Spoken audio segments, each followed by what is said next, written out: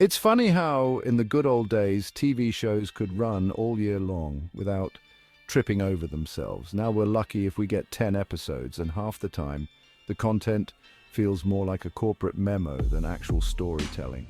Remember when television had, quality? Welcome to the Snake Pit, where we're full of bile and venom.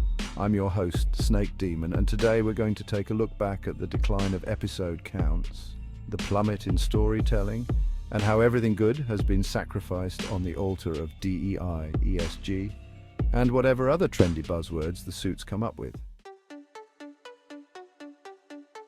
Let's rewind to a time when studios had actual faith in their shows. In the 60s, Doctor Who and Lost in Space gave us over 40 episodes a year. That's 40 opportunities to develop characters, craft rich storylines, and immerse viewers in a fictional universe.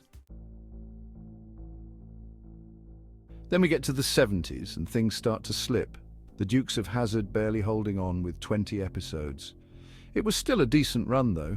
The 90s and early 2000s gave us Charmed, Buffy, Angel, and Alias, keeping that 20-plus episode tradition alive. Despite the steady drop in episode count, these shows delivered compelling stories with real stakes. Characters actually meant something, arcs were well thought out, and the audience wasn't treated like mindless sheep. But what do we have now? 15, maybe 10 episodes of a series, and they spend half their runtime reminding us how groundbreaking they are for ticking every single DEI and ESG box. We've gone from creating diverse, meaningful characters to shoving hollow tokens down our throats. Sure, the CGI is flashier, the costumes are sleek, and the set designs have the budget of a small movie, but the heart, gone. These shows have sold their soul to corporate buzzwords, with plots so thin you can see through them. Doctor Who used to be a show about adventure, mystery, and morality. Now it's become little more than an advertisement for sex and identity politics, with half the episodes feeling more like awkward lectures than stories. The Doctor used to stand for something timeless, but now the TARDIS is just a stage for the latest social agenda. And it's not just TV. The gaming industry has jumped headfirst into this mess, losing its grip on what made certain characters and stories so memorable. Look at Insomniac's Spider-Man. Now that is a character with meaning.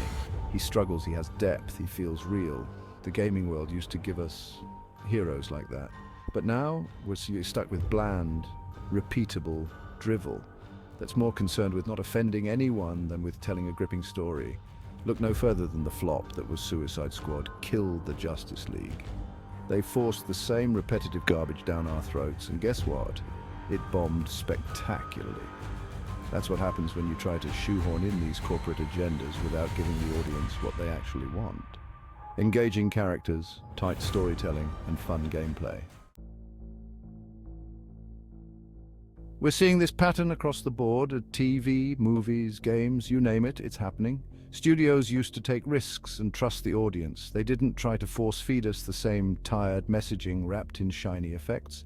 They gave us something to care about, something we could connect with. Now it's all checklists and virtue signaling. They'll tell you it's the future of entertainment, but the numbers say otherwise. How many flops do we need before they realize that audiences aren't buying it? Whether it's the absolute train wreck of Concorde or the commercial disaster that was Suicide Squad, it's clear that forcing this agenda is burning the industry to the ground.